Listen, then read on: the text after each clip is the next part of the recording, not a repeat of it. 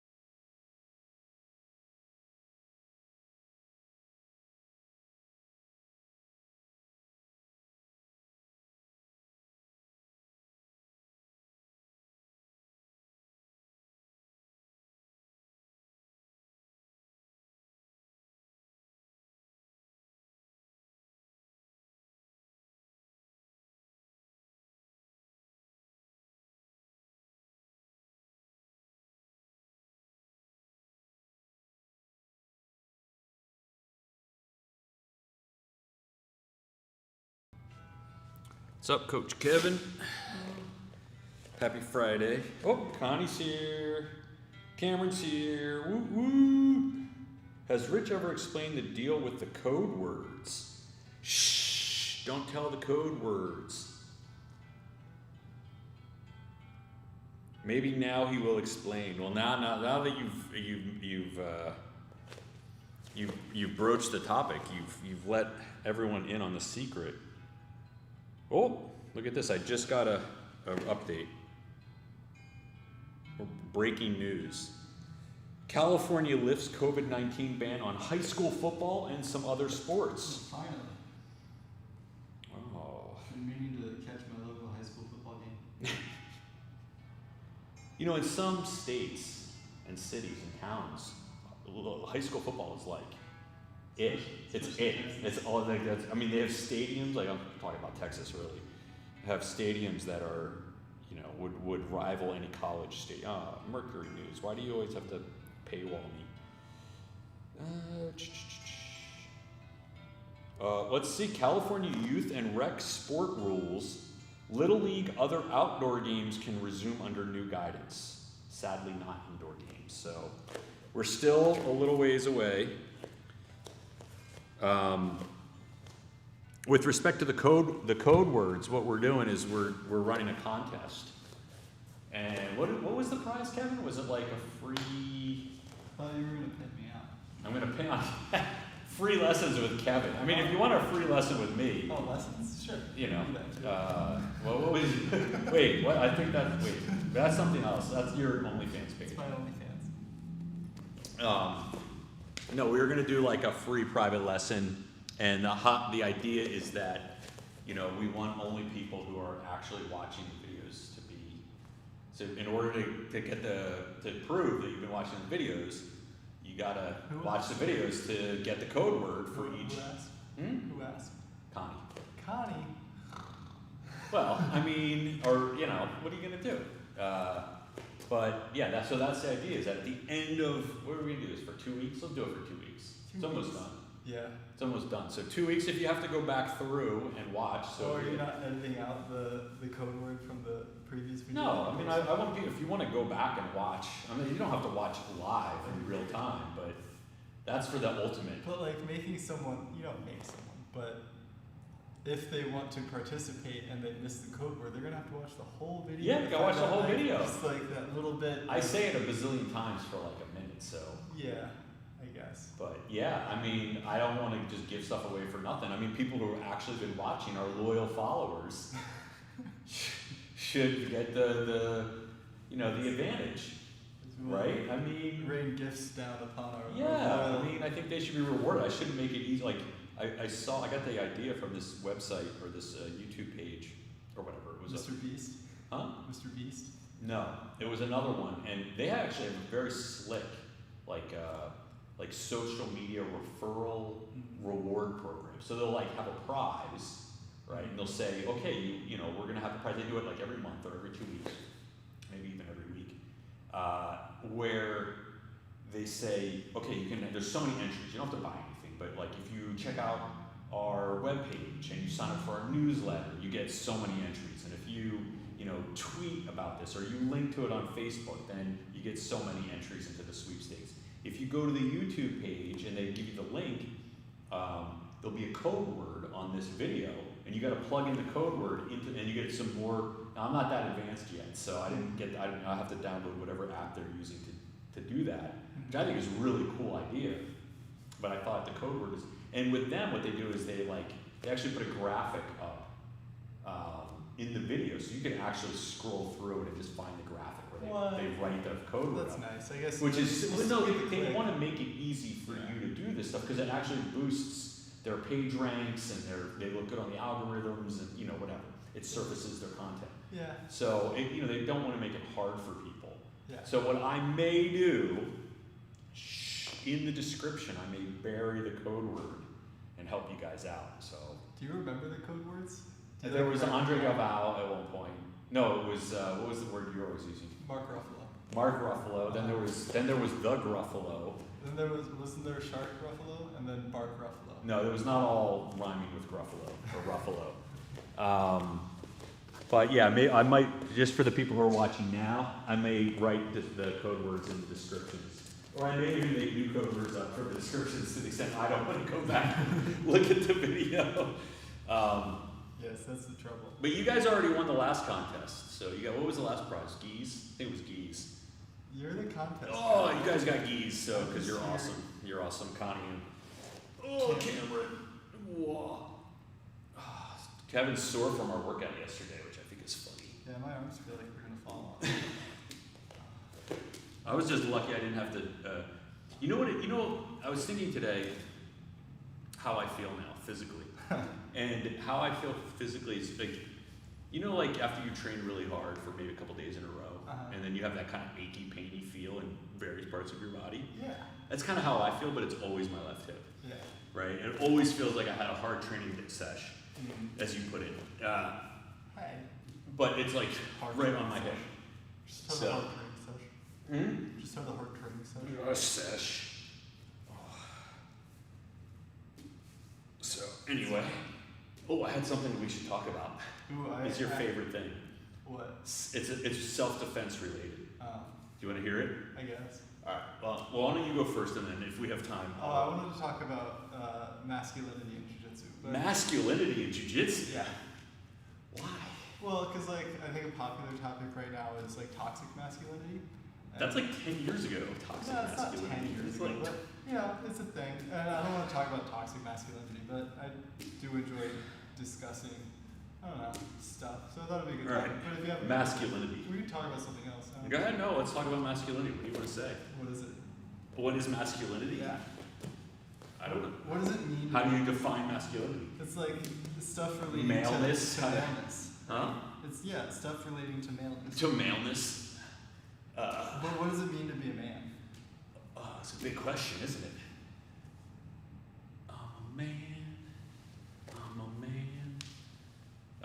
What does it mean to be a man? What does it mean to be a man to you, Coach Kevin? I usually picture manhood manhood. Manhood. Like you have crushing responsibility that you can't get away from. That's what I think. Wow, that's a very negative view of manhood. Like a mortgage or children, right? So to be a man is to suffer? Is that your... A little bit, but like Really? for purpose, like for good reasons. So to suffer for the greater good. Like, I think manhood is when you've roped yourself into so much responsibility that you But isn't that can't- true of women too? Can't you just say the same thing, that women suffer for the greater good of their It's family? not a great definition. You just asked me for my personal one. Like, that's what I would think of that's when I hit that environment where I'm in that situation, that's when I'll consider myself a man. When you hit when you have a crushing mortgage and you're trapped in a family, Yeah. and you're obligated to put food on the table for them, Yeah. and That's and then you suffer for their good, Yeah. and then you will know you are a man. Because it's the right thing to do. You know, Okay. to suffer. Why do you have such a negative view It's of not- it's masculinity? not. That's a Like, terrible view. It might also just be like my views on personhood, but to like suffer under meaningful responsibility, and to like, you know, reach that point and like to be an adult is to like have responsibility that you can't just like shirk off whenever you want. You know, you can't just decide not to feed your kids one I morning. mean, you could. People do. There's lots of men. There were lots of manly men who abandoned Well, their that's the children. thing. I would describe those people as like not good. Not, I don't know. Maybe good isn't the best description, but you know, not quite there in their adulthood yet or manhood. But that's just me. I don't know. I don't really have a concrete. I think you have to distinguish, because, like I said, you can assign that to either men or mothers or fathers. Yeah. Right. I mean, you're But linking it. That's just like my personal. Well, it's interesting because you're linking that definition to a couple of things, which is, first of all, you're kind of gendering it in a way, Gendering what? We're talking or about over manhood. privileging. Well, no, because by doing that, that definition encompasses what I think some people would say. Well, women do that too, so it's not different from what. It's not. Maybe it's non-gendered. It right? does imply that women don't take on responsibility, because like. Which is obviously false. Which is false, but like, I don't know. For me, like I picture like manhood as more of like adulthood, I guess. Like. All right. Well, so we're then just you getting, could like, say adulthood. So instead of adulthood. manhood, you could say adulthood. But like adulthood is a prerequisite for manhood, right? You can't be a man without being an adult. That's like. Is that true? That's the definition of. You can't be a man without being an adult. A man is an adult male.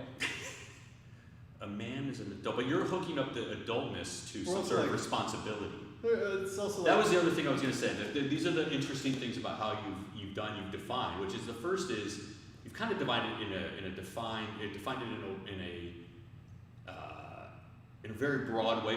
But the important thing I want to get to is that it's linked to some sense of suffering linked to obligation and being trapped in that situation, but being heroic and noble in your suffering because it's for a good cause, right? You're sacrificing Maybe yourself. not a good cause, but one that you like.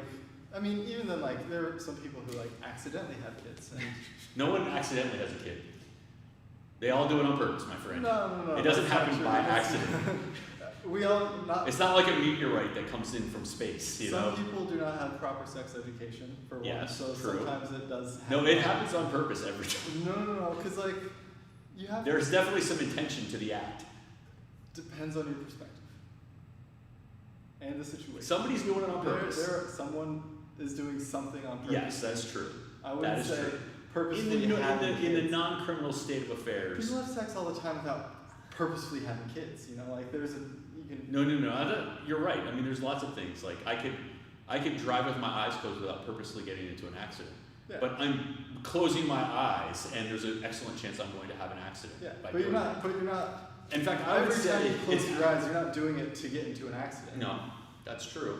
I don't know why you're closing your eyes for whatever. Well, reason. whatever. It's a terrible example, maybe, but there are certain things that we do that are designed to accomplish a particular result, Uh-huh.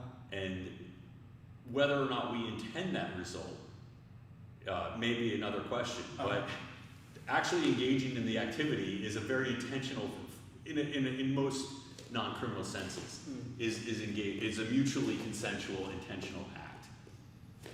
Now, the consequences of that act may not be fully recognized, appreciated. I don't think that's how intention works. Yes.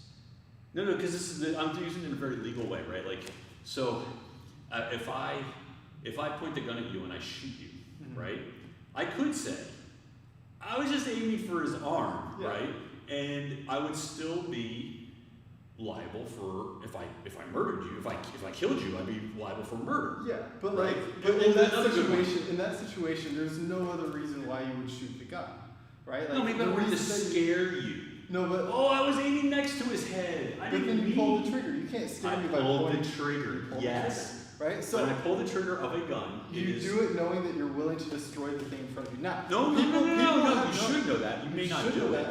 Well, so you're saying or people often how about do things this? that they're not aware. How about this one, where people pick up the gun, they put their finger on the trigger, that's right? Not Which is very no. They intentionally put their finger in the trigger, right? They raise the gun and they aim it at you, or even you know what? Your finger doesn't even go in the trigger. I take the firearm, I point it at. I don't even put the trigger. But it is a crappy gun, and it discharges, even though I didn't put my finger on the trigger because it's a crappy gun. Yeah. I will be liable for murder. That's a closer example. I agree. Yeah, sure, you'd be liable. But you know what? That doesn't mean you sex is the gun has been loaded. You have put your finger on the trigger, and you have pulled the trigger while aiming it at the other person. But the thing is, the intention, I think, if it's not to have a kid. Then just because, like, you know, it is a possibility that it would happen, but like, yes. Just because you know that might happen doesn't mean that is your intention in engaging in the act. Maybe not, but you're still liable, and you shouldn't be surprised. I agree with that. All right. Anyway, we got sidetracked. Your definition of manhood involves some pretty weighted and freighted concepts. Well, I mean, I guess it does seem weighted, but what do you think the difference is between a man and a boy? Maybe an adult and a child. I mean, I think it's closer to your. I mean, there's a couple different ways to define these concepts, right? Like one could say that adulthood is a physiological process of maturation, right? Like when at some point you reach sexual maturity, you are capable of, you know, you're not firing blanks anymore. Yeah, to keep that to run with that analogy. Is that your? No, I'm saying that's one of them. I'm not saying that's the only one. I'm saying there is a sense of physical maturity that a boy becomes a man when they are physically mature. But it's not like a balloon pops out of the box as soon as you reach full maturity. You know, it's not like. No, it's a process. But when you are sexually mature, that is when you're a man. That's one way to define it. I'm not saying it's the way or my way. It's a way. It's a terrible definition because I don't know, like all sorts of animals reach sexual maturity and aren't males or men. That's reach manhood. I think it's a weird. Well, I think that's a different thing, right? Like, so to be a man, you can define it that way. There's other ways to define it, and I think that blended to your idea of just being an adult. And what does being an adult mean? I think to me, being an adult, whether you're a man or a woman, is beyond your physical. And you could be an adult this way before you were sexually mature, before you were fully sexually mature, whatever. Is the sense of you are responsible for your own well-being. You take care of yourself, right? So if you live, so some people can be 40 years old and still live with their parents, right? I'm not judging anybody, but you're not really operating as a full adult. You're not paying your bills, right? If you aren't paying the rent, right? You aren't paying for your food. Now you could live at home because you can't afford the rent of a private, you know, like of your own apartment. You might still be chipping in which case I would advocate for that. But if you're just living in your parents' basement, right? And you don't have a job, or it's like not a good job, and you are not paying for your full keep, then you are not an adult in the sense of being financially independent, right? Yeah, that's my sense of adulthood, right? Is that it's not crushing responsibility because you're just responsible for yourself. That is not crushing responsibility. That's mild crushing responsibility. I mean, depending on your own capacity and capabilities, it may be, right? If you are, not capable of actually achieving, a certain financial status, for whatever reason, maybe taking care of yourself is a tough thing to do. I'm sure there are people who struggle to take care of themselves. They're adults, right? Are they taking care of themselves? Yeah. Or themselves? Yeah, then they're an adult. Whether or not it's hard for them to do that is another thing. When I was in my younger days, you know, taking care of myself, responsible for myself. It wasn't fun, right? I was poor, right? I'm thinking of when I was in grad school. It wasn't fun in the sense of like I couldn't afford anything, right? I had a shitty apartment. I didn't have a car. I went everywhere on rollerblades. This is in Miami. You're laughing, but I couldn't have, you know, I basically got rides from my friends. I didn't eat very well, you know, but I was able to afford the things that I really could afford and that I needed, you know. I fed myself. I paid my own rent. I mean, with the help of the federal government and the loan program that they so graciously allowed me to take advantage of. But, you know, and then,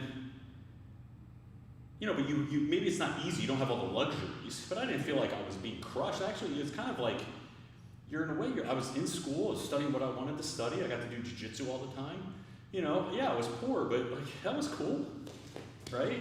And then when I went to law school, and then I became, you know, practiced, you know, like now I made a lot more money, well, at least after I got out of law school.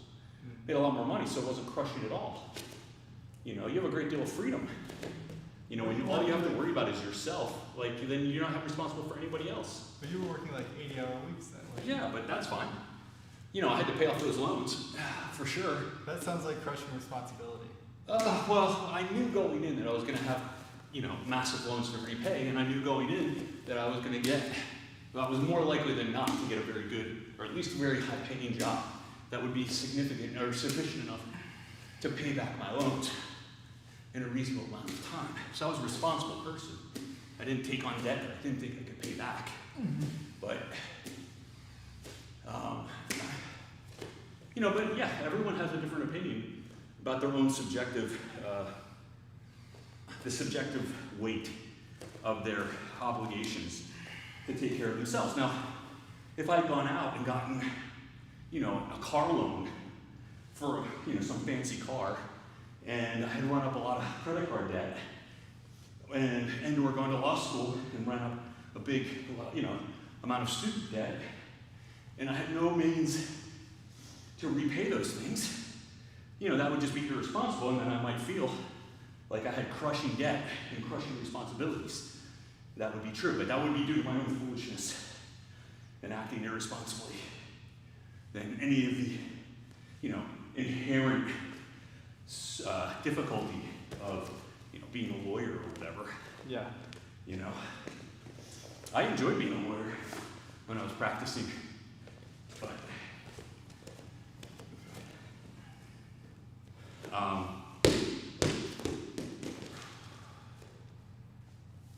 so I don't think being, you know, I think, and then you can also look at being an adult or a man as, I don't know, what are the inherently manly characteristics of being a man? Chest hair. Chest hair. Why is that inherently, why is chest hair? What is chest hair? Yeah, I know. I don't know. I've never, I can't say I've not thought about it, but I've never been able to pinpoint, like, at least for me, purely masculine traits. Well, there you go. That's a good question, right? I mean, so, With some, I don't think there's anything special about being a man, that men are sacrificing themselves for the betterment of their families. That's something that women do all the time. yeah. And there are a lot of men who don't do that, and people still consider them to be manly men. I don't though. That's why. Right? Or they consider themselves to be manly men. Yeah. You know? I disagree though. That's why it's part of my definition. But like as far as like the male versus female aspect of it, I don't know. Crushing debt with a penis. What? Like crushing debt and ownership of a. But even then, that definition is changing. I mean, very, very taking rapidly. care of your family, regardless of what that takes, or whatever sacrifice, I think is just like being a good parent. I don't think there's anything special about a man who, you know, works 3 jobs or whatever. That's hard. I don't mean to diminish that, but I don't think that's like especially manly. or distinguished as a man from any woman who works 3 jobs, you know, to put food on her family's table, right? Would that not be like assuming a masculine role though? Like a woman, like assuming the role of like. Well, if you Right. want to go back to maybe the 1950s when, you know, the majority of, you know, this was a different social, you know, cultural age where, you know, generally the men were the breadwinners and generally the women stayed home and took care of the house. Yeah. Then, you know, if you still subscribe to those, you know, gender roles in the workplace kind of idea, right? The men go off and do this and the women do that, stay home and do that, well then, yeah, maybe it is assuming a masculine role. But I think in today's world, you know, and it's certainly since the time I was a kid, you know, women are in the workplace and they're just as, like, you know, in law schools, for example, it's more than 50% women now. So what does that mean for like femininity? What about it? Like if the lines are blurred for masculinity and you know the things that people may consider or may have considered to be masculine back in whenever are now kind of just like human traits, you know, that Well, they're not distinguished by like the breadwinning type of thing, right? Like if your definition of male or masculinity is they make the money, you know, well then, I mean, I think that has gone by the wayside, right? That's no longer something that is predominantly in male endeavor, right? Or male characteristic. so are there no gender roles then? I mean, there's still gender roles, I suppose, but They're open to all. well, not always, right? I mean, not every job is open to every female, or even every male for that matter. Not job necessarily. I think there are gradations, or there's a spectrum of masculinity. There's a lot of different types of masculinity. It's, you know, I think when you think, you know, you have the man's man, the alpha male, you know, that type of aggro, kill 'em all, you know, like, I don't know, Do you know people like Navy SEAL, or, you know, I fix cars, you know, I work with my hands, I talk like this, Got a gravelly voice. I got a gravelly voice, Cold beers. I like to chop wood and Hey, chopping hunt, you know, and I'm like very in your face about that. Well, yeah, I mean, there's that, and then you have Ryan Hall, who's like not like that at all, but will still twist you into a broken pretzel, right? But Ryan Hall is in particular. I don't know, I'm just picking on Ryan Hall, but I mean, he's a type that if you just see him, he seems to be very mild mannered, right? Like if you just saw him and you didn't know who he was walking on the street, you'd be like, Yeah. he's not very manly. But that's Like not, Mikey Musumeci, he's not very manly, right? In that alpha male sense, right? I don't think he is. That doesn't mean he's not a man. I mean, he's got his own masculinity. does he? But you just said he's not manly. No, he's not manly in that stereotypical alpha male sense. But you know, he gets on the mat. He wrecks everybody. But like, so is He that? wrecks those manly men But who women- I but will women smash can- you with my. But women can wreck people too. right? Yes. So that's not like a type of manliness. No, but there's a spectrum, and the spectrum sometimes can like overlap. So you can have like, for example, some people would say, you know, you can pick your female athlete or your female Gabby Garcia. soldier or whatever. Yeah, a Gabby Garcia. And some people could look at her and be like, well, she's got muscles like a man, right? She's big. She's like 200. We looked at her stats yesterday. She's 235 pounds. Yeah, she's definitely like a woman. She's a woman, Uh-huh. right? Now, she may not fit a particular person's preconceived notion of femininity, right? Well, I want the woman to be shorter than me and petite and, you know, whatever. But that's on that dude. That's not on, you know, Gabby Garcia. She is who she is. She's a woman, right? Now, she may not fit the gender stereotypes that have been kind of constructed within our society. But, you know, that's a you know, that's like essentially artificial, right? That's a cultural construct. Yeah. You know, there's a lot of dudes who are very effeminate, right? They're still men. But they're not manly. They might be on the other end of the spectrum of manliness. Weird.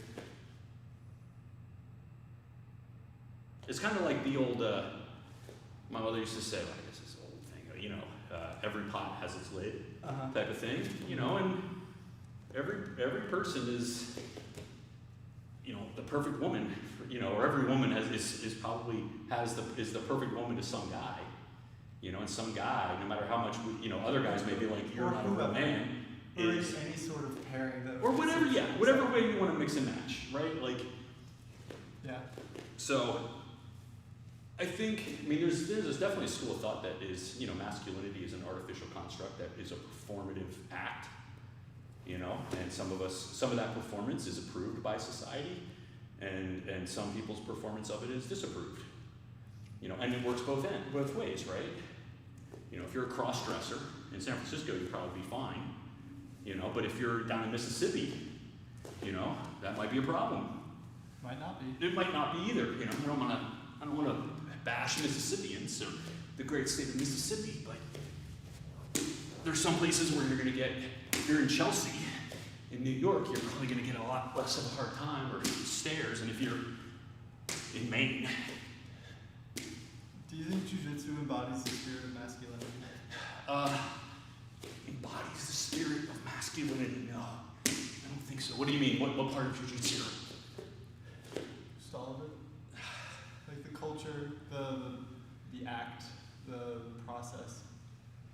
I think that because the majority of people who do jiu-jitsu, or at least have done jiu-jitsu, have been men, for the majority of the time it has been a thing in our country, that it has a lot of that, the trappings, or retains a lot of the trappings of that kind of masculinity, that performative masculinity, the tough guy.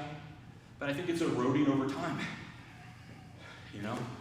As a lot more people participate, a lot more people. We have different owners now. We have different competitors. We have different superstars. Gordon Ryan making fun of people for not making enough money in the sport. What does that have to do with? That's like. Well, he only does that to people who he's trying to goad into a super match. Yeah, but why would that go to person? Because those roles are important to them still. Well, yeah, I'm not saying that it's disappeared. Yeah. What I'm trying to say is that I'm sure, for your average person who walks into a jiu-jitsu gym, there's probably a lot of testosterone, floating around. And I wouldn't deny that either. But I think it's a lot different than what it was 15 years ago, because the cross-section of people that do jiu-jitsu now has changed dramatically. When I first started, I knew one woman who did jiu-jitsu, and that was Steve Maxwell's wife. And otherwise, it was all men. There were no kids. And no one's mother and no one's wife was actually off on the sideline even watching. Yeah. Eventually, that's all changed. And now the girlfriends and the wives are out on the mat with everybody. More often than not.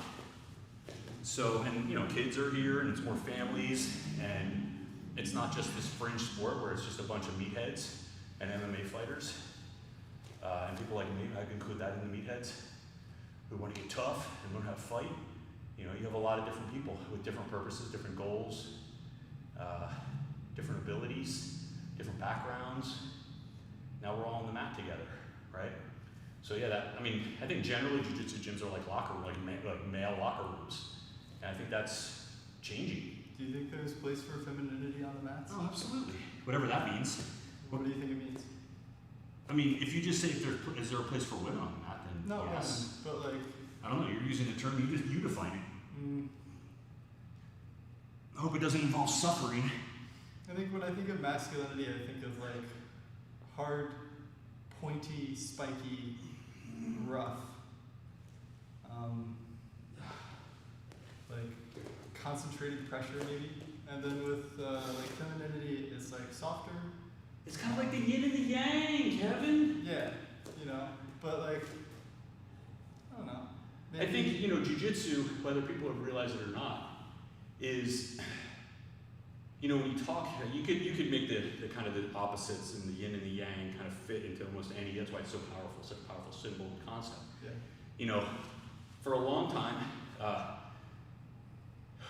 I remember coming in and seeing these guys who were just killers, you know, they just smash you. They're so strong, they're so good, and you know, you kind of realize like, oh, I'm never gonna get that strong or that aggressive or that. You got to figure out a different way, right? And kind of playing a different type of game is kind of the yin to that yang, right? I mean, you can play. You don't have to always go head to head with people.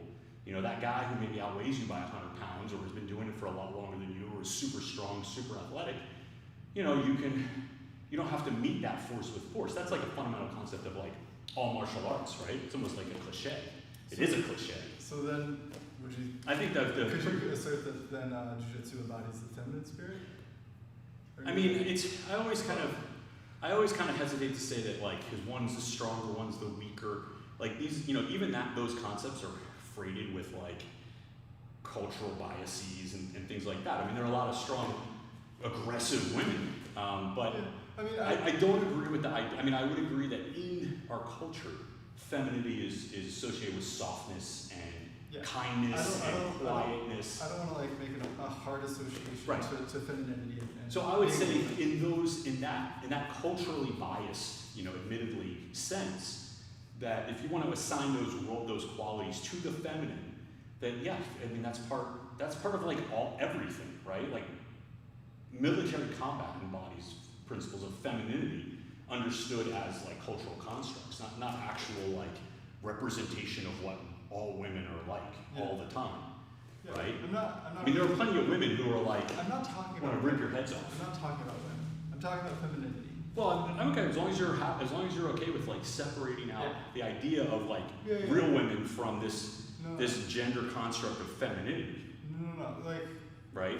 The femininity is like an archetype, not as to how it applies to women, biological or not. You know, it's I don't know. Like I mean, as long as we're clear about like kind of what we're talking about, and there's always this. I mean, I would say that the idea of like technique conquers all, which really is just a way of technique conquering strength and aggression. That's just another way of saying that. See, I feel like technique is. You don't need technique to conquer like softness and niceness. No, I feel like technique is that masculine side where it's like. See, I totally disagree. When I hear someone like Kyle Terra say technique conquers all, and he's a little dude, right?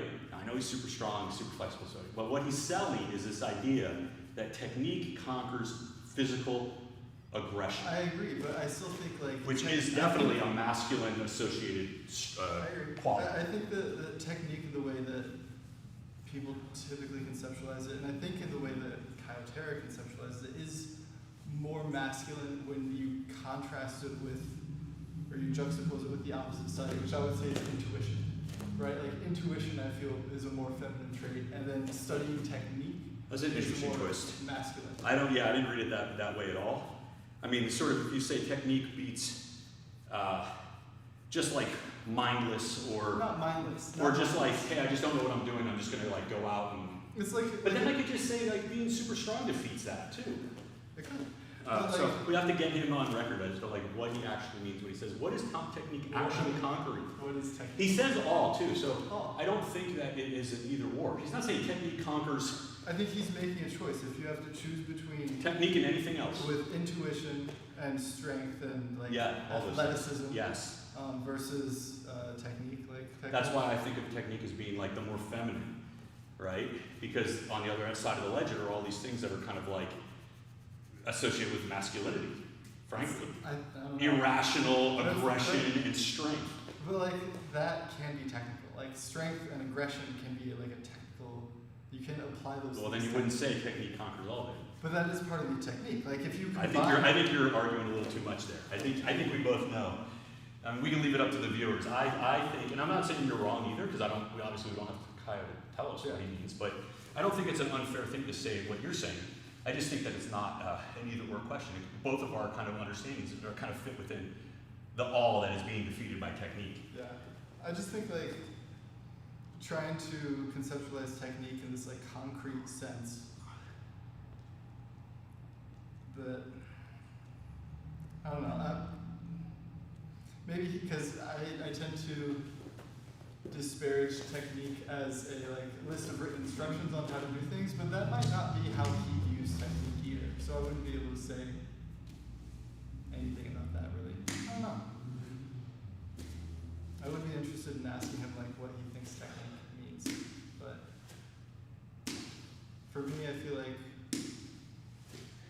yeah, like trying to like logic something down into a communicable or digestible form of information is like a very masculine thing. Like it's academia in history. Macadamia? Academia Macadamia nuts? is historically a masculine endeavor, right? Like only recently. Only because they didn't let women go to school. Yeah, but like that's why I make that association personally, right? Like logic. Well, I'm not saying that has a long logical, history of but, like, associating irrationality to the female. But I think like taking something like art and trying to turn it into a science is the most manly thing that men do. You know, like building machines, I think, is a masculine thing. And I'm not saying that women can't build machines.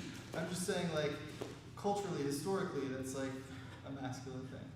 And yeah, I think like, I don't know, conceptualizing technique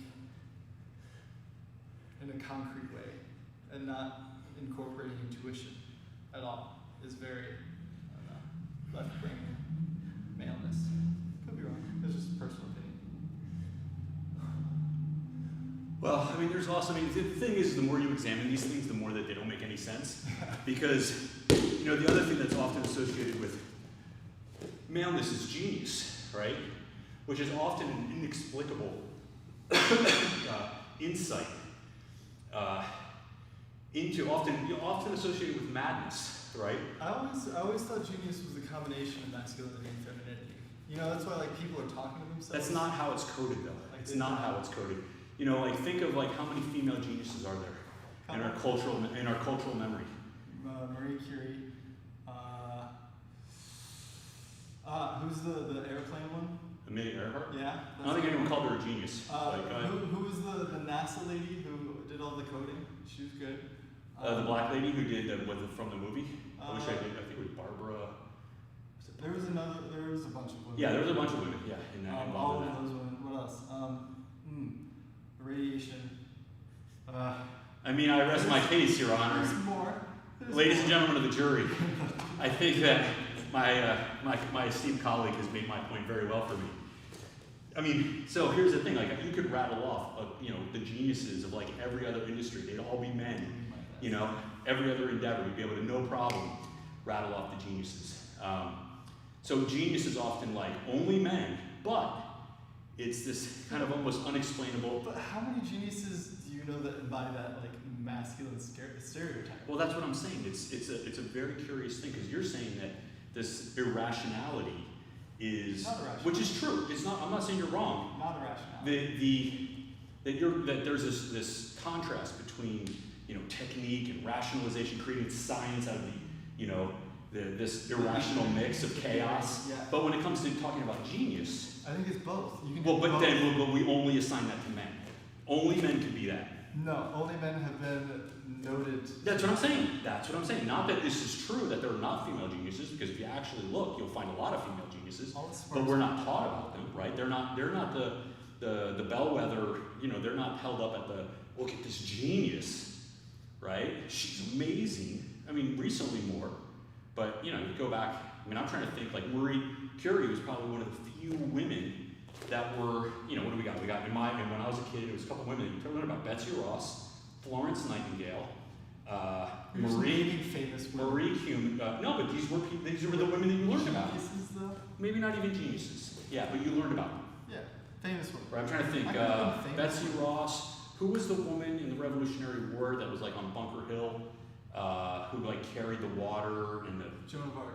Joan of Arc's another one, but we didn't learn about her. And that was a different country, a different time. What was her name? There was a woman who she helped out in the Battle of Bunker Hill. She was famous for that. I have no idea. I don't know. Sacagawea. That's another one, right?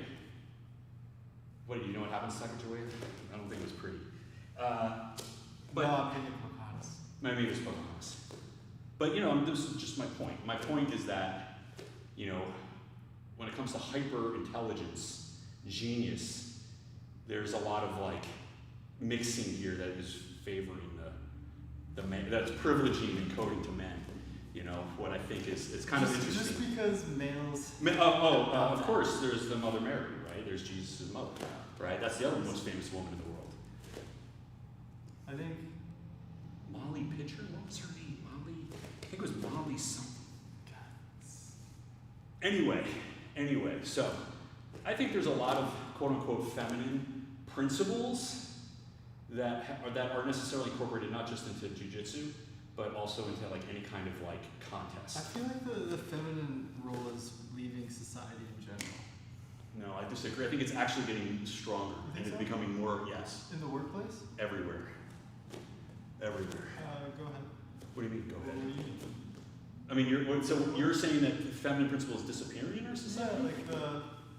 like the appreciation of like yielding and softness and intuition is less appreciated compared to like concrete answers and science and rigor and Well, I'll say this. I mean, I come at it from a couple different perspectives. And the one is that if you look at not the top levels, of executives in corporate America, if you go maybe one level below, now, women have made a great stride. And I know, I'm talking about biological women, not just feminine principles, for now. But, women, I think, and again, I'm going to generalize here, but, when you go that next layer down, you see a lot of women are filling the ranks. This is like law firms, which is kind of the place where I know best. You see that female associates are filling the ranks. And, they're starting to filter up into becoming partners. And when I was an associate, the female partners were, in general, and this is not in any way a slam to their femininity, because they're still women. They were tough. They would still dress. They weren't like dressing like the men. But the female partners that I knew were nice, usually to me anyway, but they were tough as nails, and they were not to be effed with at all, because they had to come up in an environment where if they showed any kind of weakness or softness, that they would be punished, right? Or they wouldn't be they would be thought of as weak, right? So they still had their kind of armor about them, and that was well earned and necessary for them, and I don't fault them for doing that. There's a kind of an understanding or kind of a joke in legal circles anyway, that the female partners, they don't cut any of the female associates any breaks, because they're like, look, I'm not going to babysit you. Why should you get any help? Because I didn't get any help. But now, as the next couple of generations of women are coming up into the partnership ranks, that is changing. But it's still the like women, in order to get to those positions. No, but the women that are now coming up don't have to. They still have to put on armor. Don't get me wrong. They're still tough as nails. I'm not saying that's changed, but how they treat everybody else is very different than what your typical partner, like male partner. And I'm not slamming male partners either, because I had a lot of great male partners. Are you saying that they're more? They have a different style. Not all of them all the time, but often. Yeah. And it's more. Again, I'm generalizing. I'm sure anybody can pick up 5 examples that just slam me and say, you're wrong. I'm just talking from my experience. There's a more of a collaborative approach amongst female executives and the next layer below. There's more teamwork. There's actually more accountability, right? Because people are given more opportunities. I think a little less favorites are played. And so, but then the flip side of that is that, you really are, you're given more opportunity, but you're judged on what your performance is. So it's like the knock on sort of the male partners is that they would pick a mentee, right? And they would kind of develop that person. And it would usually be a guy just like them, a white dude, that reminded them of themselves. Yeah. And they would kind of foster that person's professional development, right? And because you've invested so much into that one or two different people that remind you of yourself, nobody else really gets a shot. And then also, you're more inclined to let little things go by, or even big things, because you've already invested so much into that person. Yeah. I'm not saying that never happens with a female, or always happens with a male partner, but I think these are patterns that you see. You also, I think, again, there are definitely examples of female, high-level female executives and officials and things like that, sexually harassing people and doing things that are inappropriate. But I think my feeling is that it is less prevalent, right? There's less of a sexual shenanigans that are going on. But that could just be that could just be false. That could just be a lack of information. But I think there is a substantive, qualitative difference between how women and men lead. I don't think that will be forever, but I think that for now, that's kind of how I feel. I feel like women are bringing their kind of natural femininity, if you will, or more women are able to do that now than what you were able to do before. And I think teams are better performing, to be honest. Do you think it's favorable for men then to adopt some of these like feminine behaviors? Not behaviors, ideas? Qualities, right? Whatever, yes.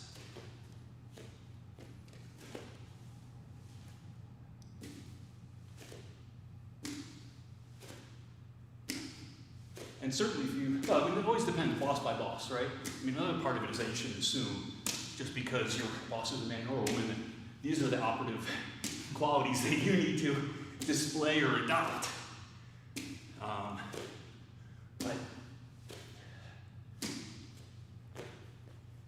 you know, even in jiu-jitsu you see it. You see people who are more accepting of other ways of doing things. It's not just, let's just smash, you know, as a style of jiu-jitsu. Yeah. You know, it's a lot more intellectual, it's a lot more creative. I think everyone can carve out their own niche if they... I don't know, the more you talk about this sort of thing, the less I think, I mean, there's always this idea or impulse to assign you know, certain roles or ideas or whatever to men and women, and say there's like an essential qualities of a man or a woman, and this goes into race and, you know, whatever. What is a, you know, what is the essential aspect of this culture, right? But people are not, you know, we're not a monolith. I'm not sure. There's always it's kind of like there's a, you know, every stereotype is based around some sort of like, has some kind of basis, is the argument. I'm not sure I would agree with that, but that's kind of like what people say. It's like every joke has a kernel of truth. Well, it's weird because the stereotype, like, reinforms the next generation. If the stereotype's based on nothing, like, the next crop of people that come in, they become aware of the stereotype. Well, it's like your cultural inheritance. It's like saying that Americans are greedy and self-centered and, you know, freedom-oriented, right? And, I mean, I think there is some kind of truth to that in a way, very loosely, right? But I don't know how much that should guide your future conduct. I don't know. I think it's dangerous to say that stereotypes are based on a grain of truth. Yes, it is probably dangerous, but you know, it's interesting to me that the people who really embrace the stereotypes, that they, you know, obviously there are some good ones and some bad, you know, like, but I mean, I definitely agree that people act like. I mean, what I'm saying is there are people who embrace the stereotypes that are used about them, right? And you know, in different situations, right? Like there's a, you know, there's a comic. I told you about Uncle Roger. You know, he's a comic. He does the fried rice YouTube videos, and he speaks. I mean, I'm not sure if that's really how he speaks or not, or if he's just making fun of that manner of speaking. It's a very stereotypical way of speaking. If I did it, it would be deeply offensive, but he gets to get away with it because, and I don't have a problem with that because he's a member of that community. I don't think he's getting away with anything. Well, let's just say I wouldn't get away with it if I did it, right? I'd probably get demonetized and canceled, which maybe I deserve, right? Probably not. You would just make a lot of people very upset. But you know what I'm saying is like he's doing that for comic effect. He's making money off that. He's raising his awareness. He's not running away from it. Doesn't give a disclaimer at the bottom like, hey, I'm just doing this for fun. Don't take any offense. You know, he's a comic. He traffics in stereotypes for humorous effect. Yeah. You know, I don't have a problem with it. If I did it, I would. You know, I wouldn't be surprised if people got really deeply offended. Comedy is tricky. Yes. I don't know. But like anyone can say that they're a comic, right? And then like well, then you get into authenticity, right? Deeply offensive shit. Yeah. and it doesn't make you a comic or funny, and I don't know. Well, anyone can call themselves a comic, right? But if no one will hire you because your stuff's so offensive and hurtful, well then you're going to be an amateur comic who has no audience. I don't know. I think it's weird. So I mean, I think it's the same thing. You know, I think it's fine to talk about principles and opposites, but like I said, the more you kind of dig into this stuff, the more you're like, well, is that really quote unquote feminine? And it's like, are all women, or even the majority of women, this way? Or even men, is this a good label or a fair label? We like to think of it that way because we're men, right? But this is like a, you know, a cultural, a perilous I think we thing to kind of, you know, to like assume that these things are actually, these labels actually stick for very long once you start looking I for think them. they do stick, but not necessarily to Right, that's what I'm saying. like the specific biological gender. Like if you look at like jujitsu or a lot of martial arts, they talk about hard styles and soft styles, and there are certain like ways of doing things where people say, you know, this is you know, you look at they're athletes who go in a certain way, like they have a certain attitude or a certain approach, and it's very like in your face, like aggressive, like strength based, you know. And then you have other people who are more the technical people, right? Who maybe they don't like, you know, I always think of you know, I think of the Brands brothers when it comes to wrestling. If you ever watched the Brands, Terry Brands, like wrestle, it was very aggressive. It was very much like in your face, like, you know, beat you up. Yeah. Like essentially, I'm going to beat you up the whole time. And most people can't withstand that kind of onslaught. Those guys are super technical, right? Like they are amazing technical wrestlers, but that's not their style. You know, on the other hand, you have the guys who are a little bit, you know, you have the kind of the Ben Askrens of the world who weren't smash you in the face. Like don't, you know, they're more super technical. No, Ben Askren's a super strong dude. See, I would, if we're gonna. But he's known in wrestling as more of a technical guy. If we're gonna A classify softer style. jujitsu and like softness, I would say like what I'm talking about in terms of jujitsu would be like Jeff Glover would be that intuitive style, right? Where he doesn't like stick to anything in particular versus like Kyle Terra would be the more masculine. You know, I think, you know, again, I think about these labels like what is masculine, what is, I mean, it doesn't make any sense to me. You know, Jeff Glover's a guy who does a lot of the things I'm not over and talking over about again. him as a You just person. call it, no, I'm just saying, I'm giving you my reaction.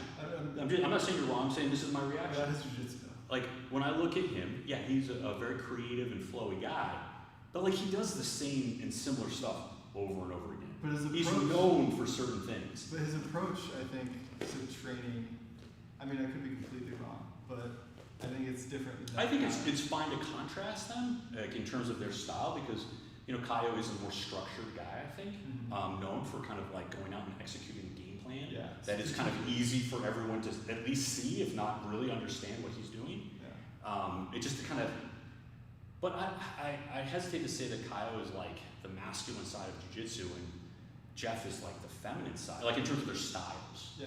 I mean, when I look at either of them, I'm not like, well, this is more feminine and this is more, if anything, I kind of swap it on those guys. Really? I feel like But you know, again, this is all very confused because these labels don't make a lot of sense to me. If you want to say they're different, right, and their approaches are different, then that is definitely true. Yeah. They're very different athletes. But I wanna describe it. Why do you even have to think of it as like a masculine or feminine? Like, what does that gain us? It's kind of arbitrary, really. Like, I mean, I could have done like cold hot or left right or top bottom. Yeah. So why? So masculine. Why not? For me, like, Why traffic in these? I don't want to say discredited, but kind of like, are they really? You know, the problem that I have with this, with kind of like assigning this, is that sometimes it's almost always very hard to divorce or separate from all the cultural baggage and historical baggage that comes with it. It actually gets in the way of actually talking about what these guys are doing. That's the problem with archetypes and dealing with like this kind of like culturally informed like oppositions or gendered oppositions, is that it actually gets in the way of actually discussing. Because people's, you know, their feelings get hurt, they have like, oh, I don't think of that way, not all women are this way. Well, I'm not saying all women are men, I'm just saying this is a principle and we're contrasting. You know, so like, you know, this is an example of it. It's just like, well, if we're gonna pick a language to talk about something, do we have to pick this one? Is that necessary? Like, does it add, like in other words, does it add anything to our understanding? I think it does. I think there's I think like- it adds No, more. I think that friction. everyone is at least aware of the like culturally accepted archetypes. Like everyone knows what masculinity is. Do they? I don't know No, what it like, means. like You have a very according- odd definition like of I masculinity. could tell you what most people think masculinity is, or what Could I think you- most people think Have masculinity you is. conducted I've a had discussions with people. no? But you've conducted a scientific survey. Is that relevant? Well, I mean, you're saying what most people. So most people you've talked to Okay. is different than most people. Okay. Okay, just so you know, like this is like most people I you've said, talked to. How many people have you talked to about this? I think I I think. could project. You could project. For most people. You are projecting. Yes. Like I could make a guess. You about okay? what Now I like it people- better. You can make a guess. You can about project. what people think and make a masculinity guess. is. You know, like if you ask a kid what it means to be man, they have a basic, simple idea of what, unless it depends on the kid, I guess. But I mean, I asked you what masculinity was, and you gave me, suffering for the honor of your family.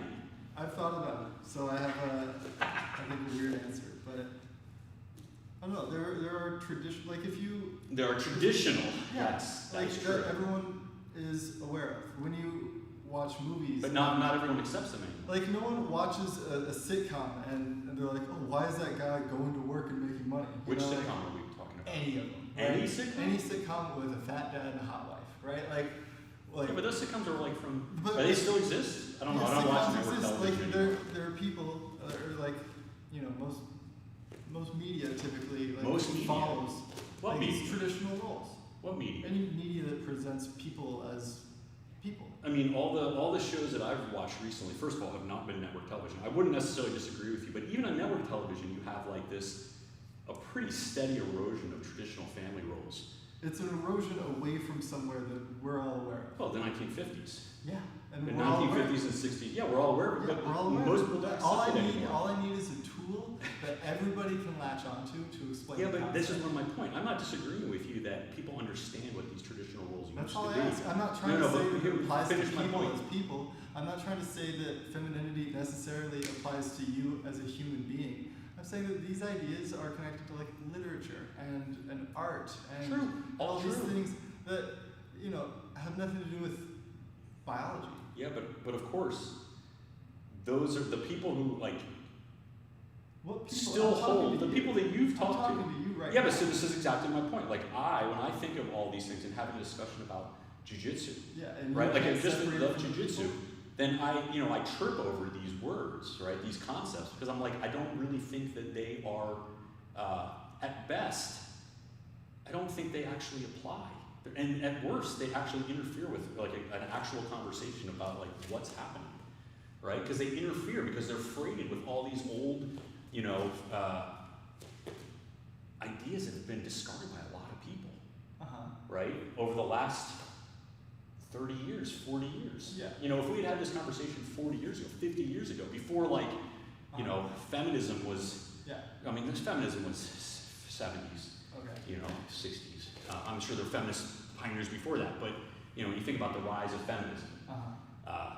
But, today I don't think that, I'm not sure that these ideas or these labels, I mean, I think it depends on who your audience is, right? Like if you're just sitting around with a group of dudes, like you would normally find in your prototypical jiu-jitsu, right? And you want to talk about this, I think you probably wouldn't find anybody who would really object that much. But when you have talk about a wider audience, I think it's off-putting. I think it actually, yeah, for sure. I mean, I just don't. Do you have a better system that you would use? I mean, I Yin don't. and yang? Is that better? Because that's still a reference to femininity and masculinity. It could be, right? But I mean, you could just talk about, you could talk about just any kind of dichotomy, right? Like any kind of But like division. the male-female dichotomy has been with humans since. That's the true, but beginning. that doesn't mean that we're shackled to it, right? Like that doesn't mean No, that we but have to but use we're it. not shackled to it. Well, but you- you, I mean, you but wanna- no, I'm but just you saying- understand it. It's useful, right? I It's- don't. it's- No. This is the thing. I don't understand. But you had, I we don't had this, accept. we had this I entire don't. conversation where you were able to follow what I was saying. I That's the understand. I point. speak the language. Yeah, that's But all I'm asking. what I'm not saying you have to But I'm agree. saying that my question is merely, is the language outdated For what the purpose It will only be outdated when there's a better word. Well, let's say you can talk about it in the way that maybe someone like Kyle Terra talks about it, which is technique versus aggression, right? You can not. Those aren't exclusive to each other. Neither are men and women, as we've just discussed. They're not opposites. But traditionally, they are presented as I can see that traditionally they are, but like, they are like in the fact sun not. and the moon, like light and dark, men and women. Like this has been a traditional opposing So what? sides. So what? There's a lot of traditions that are total shit. Yeah, but They're this total shit. one, in the context of this conversation, is useful for exchanging these ideas. I'm not saying it applies to people. I'm starting to think that it's not useful because you know why? Because we're actually arguing about it right now instead of actually discussing it. Isn't like a human being, so you can apply concepts. Practiced by human beings. Yeah, but it's not a human being. Like when I'm saying that my jujitsu is like feminine or masculine, it's I actually don't even know what that means. I no, don't it's even know. like how Spanish genders their nouns. It So? It doesn't mean anything about women and men. It's It's just actually a way it's to a deeply chauvinistic, sexist way of structuring your language. yeah. Just because we inherit these things doesn't mean we have to continue to use them or don't have to. We shouldn't question them. I don't think you can just tell Spanish speakers to not use this because it's I didn't say that. I didn't say that at all. okay. I didn't even bring up Spanish. I'm just talking about I'm actually asking, is there a better way? Like, is it actually useful to talk about? Is it necessary to even talk about jiu-jitsu in essentially gender terms? And I would say, not for me. It may be for you, but not for me. I can think of better ways to talk about jiu-jitsu that don't require me to use concepts or ideas or labels that some people will be offended by. And I'm not really offended by it, but I'm like, it's not actually useful because every time I think of something that's like masculine, I mean, it kind of shades off. The more you think about it and look at it, it shades off into something that isn't really, it's just as equally. But you are aware of traditional masculine roles, right? Yeah, I'm aware of a lot of things. Okay, so you're What's able the point? to use that awareness to understand what I'm saying, right? I mean, Is there I don't think it actually helps. Whether or not I understand what you're getting at is not the point. The point that I'm making is that I'm not sure that you even need to have a discussion in those terms. I don't know how else to have the discussion. Well, you just said it. You said you could just pick any kind of polar opposites, and you would be I essentially making the same point. So just make another polar opposite, hot and cold. I like Kyle Terry. He's cold-blooded. He's cold and technical. But that's All not, right. you're not saying anything. I just said it. You said it. You said those are. You didn't I'm say just anything using that them to has assign any- characteristics. They're just arbitrary. There's nothing inherently masculine about what Kyle Terry does. Nothing. Okay. There's nothing inherently masculine. Okay. Right? There's nothing inherently cold or hot either. We're just making up terms. Okay. So let's make up terms that aren't going to offend anybody, that aren't inherently also, problematic. I don't see how it's problematic. All right. Well, I'm saying that I'm not sure, when we're talking about this, that it isn't problematic. Wait, say that again? I'm not sure that they're even meaningful. I mean, if you want to say there is a difference between two things, even that is like a Manichaean, there's this person is 100% that and this person is 100% that, which also just doesn't work, right? It's not black or white, right? What? What do you mean what? What? Say that again? Like when you talk about things in terms of opposites, this is A, A and B are not opposites, but let's say this is black and this is white. Okay. I mean, I'm not sure that that's even a useful tool with which to talk Really? about anything that is a complicated concept. And jiu-jitsu is nothing if not complicated and subtle, right? When you talk about things that are this or that and you make them opposites, Yeah. right? But there are opposites in jiu-jitsu. There are two people standing opposite of each other. There's going to be one person at one time, force going this way. The other person can either go into it or they can yield, right? Yield and they could circle around. They could sit down. They could try to jump the over. concept of forcing in and yielding has been that has been tied to gender roles and sex since the beginning. That is maybe not about the beginning, but no, like that soon thereafter. Yielding and forcing. Yeah, but that you is think a very about strong this. sexual archetype. It's gender and it's that, ultra simplifying things that are inherently complicated. I don't know that that's even a useful, like, I wouldn't dispute How- that it is how something that is complicated common, Is but sex isn't that complicated. There's a person going in, there's a I don't know about person yours. accepting it. I don't know No, about it's yours. like that Maybe is you're coming- like we're going away from gender now here and going into like sex, but I don't know why you're going to sex. like this like the yielding thing has historically been linked to femininity. I don't understand why that's a problem. Not for because the Greeks, it wasn't, I guess. even no, like yielding sexually was So what? associated with femininity So what? to the Greeks too. So what? So like this is just a commonly accepted like I don't accept it. like the thing with hot and cold is there's no sense of yielding. Like maybe like hot goes into cold, but like I think with in terms of the concept of force and yielding to that force, the yin and yang concept, I feel like that's well described Even in yin the and yang is historic not a linear archetype thing. of masculine and feminine. I think even yin and yang is Even not if it's, something if that it's, is linear. If it's problematic to people now, great. I'll acknowledge that maybe it would upset people, but I'm not talking about. I just don't think it's in terms useful. of people. I think it's Even setting aside that, I don't think it's useful at all because even yin and yang that you mentioned is not a linear push-pull. Yin and yang is circle. There's right? push There's and pull on circling. both sides. Yeah, and there's pulling, but each one is pushing, each one is pulling. pushing and pulling. So are they really opposites? Yeah, they are. How are Because they? one's black Because and one's white. Yeah, There's but a the little white bit of has the black masculine dot and the feminine. black has the white There's a dot. little bit of masculine in the feminine. if I start There's spinning it, a little what bit color of does it feminine become? in the masculine. If I start spinning it, what does the color does it become? Gray. These things are useful. I'm not going to dispute that they're useful, almost like narrative tools sometimes to like tell a story or kind of simplify things down. That's what we're doing. But I guess what I'm trying to say is that I'm not sure that that way of thinking or talking is actually useful. I disagree. And I'm not sure that it actually I feel like how would it? Well, let me do this. Let me ask you this. There and understanding what I'm Let me ask you saying, this. talking Would it be about, useful in despite your worriedness about offending people, you understand what I'm talking about. That's how it's useful. No. What I'm saying is, the more I think about it, like you use the example of like Jeff Glover and Kyle Terra, and I don't think they're opposites. They do things differently, but they're not opposites. Okay, I don't think I was setting Like them I wouldn't up say that as- one is black, as- one is white, Yeah, one is I feminine, one don't is think I was setting masculine. them up as pure of each, right? Well, when you're talking in kinds of like no, if I were to dichotomies like describe that, one then- and to choose one single word to do it, that's what I would do. All But right, yeah, well, that's I not, mean- that's not the definitive. I'm not saying Jeff Glover is a woman because he I has didn't a say you did jiu-jitsu. say that. I didn't say that either. Yeah, so I don't see why we have to make this a whole thing about I'm saying. I just asked the More question, like you got about really maybe- wound up because I asked a simple question about whether using this language and using these archetypes is actually It is useful. productive.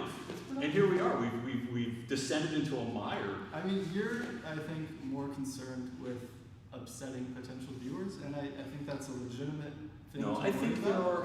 I am aware of the sensitivities, Okay. but, and that's one thing, and it was kind of my first instinct. And my second instinct is the more I actually think about it, and we talked about this before, about what, we talk about, anything. The more you look into it, I mean, is it really helpful to describe something I that's started feminine this or whole masculine? conversation. I don't know. I started this whole conversation that by defining my version of manliness and masculinity is basically adulthood, right? So Okay. I think I've made it clear how I actually feel about how masculinity and these ideas apply to actual people, including myself. I'm talking about the literative ideas of masculinity. The what ideas? I don't know, from literature, right? The archetypical, just Well, I can speak to that because words, right? I can- Not people. I'm not trying to describe Jeff Glover. I'm not trying to describe women. I'm trying to describe certain types of jiu-jitsu, right? And I'm using words that kind of encapsulates complex ideas in an easy to digest form, right?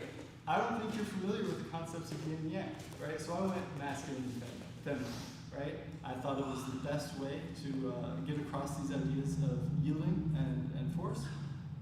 in a Well, way you could that talk was about easily yields and force, digestible. right? You could say something is more yielding and one is more I could, forceful. and Well, that's actually- I actually don't have a problem with that. It takes a lot fewer words to use these ideas that have been accepted for hundreds of years. So Well, I was going to go with those. I think, If it so happens that people get upset about these ideas, then maybe in the future I will modify the metaphors that I use to maybe accommodate our audience. But I honestly feel like the way I'm presenting this isn't upsetting, and if I'm wrong, I apologize, right?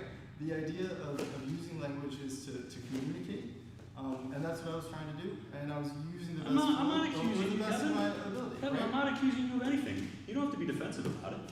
I wasn't saying that you're being offensive in this. Like, I was trying to be, I don't know if I was consciously not doing that, but I didn't want you, don't be offended, or don't think that I'm accusing you of being offensive, because I'm not doing that. I was posing the question Well, I as, just don't like that you threw out my entire argument saying that it wasn't worth anything. Because I didn't say felt that like, either. No, you I said, didn't say you said that. you weren't sure that it was adding any sort of value to it. Like that Well- you couldn't even engage with the conversation because you were getting tripped up so much about these ideas. well, I disagree. I think that you are intelligent enough of the overall social situation of like gender, men and women, and your background in literature might inform you onto how these ideas could be used. I don't know. Maybe I'm wrong, but if I am, I don't think you're wrong. I don't even think that it's uncommon, right? You're right. It is common to talk about these things in a lot, not just jiu-jitsu, but like a lot of things. Like, it's kind of like in the air that we breathe, right? It's part of our cultural atmosphere. and that's why I use it. It's a commonly accepted way to look at the world, and it's understood by most people, right? I'm not trying to use an obscure metaphor, right? Because I think that would be actually hard to communicate with you with, you know? So I use something that, I don't know, I thought we were both on the same page with these ideas. Oh, so you thought I was too dumb No, not to too appreciate dumb. the more subtle. No, obscure I in fact I metaphors. just said the opposite, where you know your experience with literature in grad school might make this a workable solution. But Well, what's interesting, you bring that up as a little bit of an aside, Is that, when you look at a lot of literature, it actually is subverting these ideas. but when you subvert an idea, it's based on the acceptance of the original idea. You can't subvert the idea unless you have a commonly accepted idea. You're To right. us, It to acknowledges the existence of this common discourse, right? That this is the way that people look at things and interpret things. And then, in my, like the things that I read, like the modernists, even Shakespeare was involved, very much in Much ado about subverting. Much ado about nothing. Almost every play. I don't know about every play. I'm generalizing too much. There are a lot of examples in Shakespeare and Milton. I don't know the Bible that well. I can't really talk about the Bible. Maybe they're reacting or working off of the Bible, where these things have been constructed. But they're very actively and consciously subverting a lot of these common archetypal ways of understanding the world. And look, I'm sorry. I didn't mean to dismiss your argument. That was not my intention, or say it was worthless or anything like that. It really was sincerely just a question of whether talking in our society today, talking about a relatively enlightened, I don't know, I can't say really enlightened, that maybe the way of thinking about or talking about these things has become too culturally freighted. Not just because some people may be uncomfortable with how, we're assigning roles and labels to particular things that don't necessarily need to be assigned those labels. I'm not assigning labels. I'm No, acknowledging let me the finish, right? story. And that was my question. And that was just a sincere question of, is this the best or only or most productive way to talk about a dichotomy that you want to draw? There probably could be a better way. Because you could just talk about We could about dichotomies, right? You could just probably say, invent a whole new metaphor for it. Well, we don't could, necessarily we could, do and that. It would be better. It would be. I mean, some people talk about hard and soft. It could have trains in it. It could have cows in it. We could create a whole new metaphor to get this information across. We could, and it would be amazing. But I didn't have one of those available, so I used this one that I thought. All right. I'm sorry. Go on. What were you gonna say? Forget. Is Kaio the male or the female? I think science, not doing science. I think for me, the word science is Science. associated with dudes in lab coats, right? And like, Okay. only recently has the like female scientist thing. And it's great. I'm not saying it's bad that women are entering science, but like the stereotypical scientist has always been a white dude in a lab coat, Okay. really old, right? And then like so, Okay. these are. I'm not making these associations logically. These associations have been built into my head Okay. from growing up. But are you know? perpetuating them? Are we perpetuating them by doing this? By talking about it in those terms? Possibly. Okay. Like I am. That's where my hesitancy comes By from. referencing these old roles that I think that other people are aware of, perhaps now someone new will be aware of them. And if they choose to adopt them and internalize them, then that could be problematic, right? But I did my best in the beginning of the thing to kind of make it clear that I didn't agree with these traditional roles. So Okay. like, it's Well, it's a weird thing. But that's part of the thing that like kind of is my issue is because like I know you're not doing that. Like Connie and Cameron know that, right? Like, but you have to give the disclaimer every 5 minutes. Hey, I'm not really saying this. I'm just I using only it as give a the useful disclaimer metaphor. after you start, tripping up over things. Well, I'm just, you know what? I'm just being honest and sincere with like my thoughts in the moment. What's that? Being a troll half Sometimes it's just fun to wind people up. the time. Yes, that's what trolling is. Oh.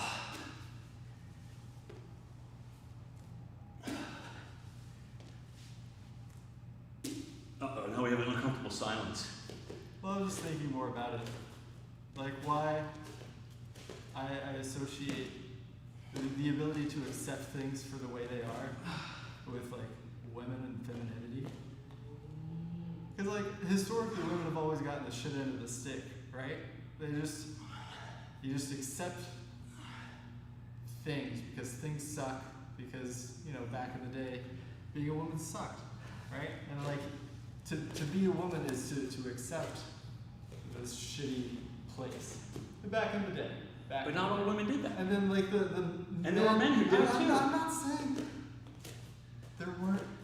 there didn't exist people who, defied these ideas. This is just like, these are just ideas, Like it's,